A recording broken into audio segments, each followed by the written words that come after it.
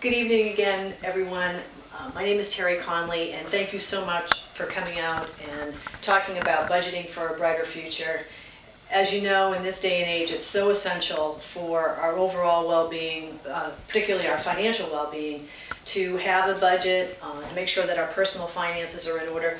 So we went around the room already, right? And we talked about what our expectations are. So we want to make sure that we cover those tonight, and as we go through, if you don't think that we're heading down the exact road that you wanted, please let me know just by a show of hands, and we can make sure that we address specific areas and specific questions that you might have.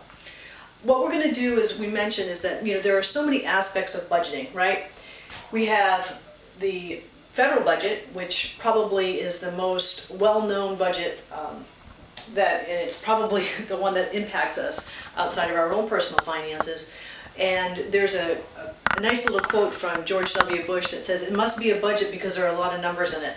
So that's the federal budget. And then we also have a corporate budget, which many of you in business are very familiar with how that works.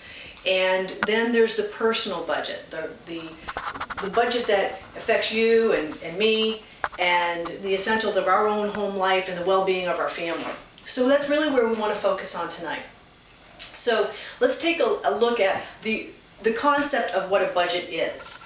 Basically, when you think about a budget, it is an instrument that's used to make people more disciplined in their finances. And essentially what ends up happening are there are two elements. One is that there are inflows, cash inflows or your income, and then there are cash outflows or your personal expenses.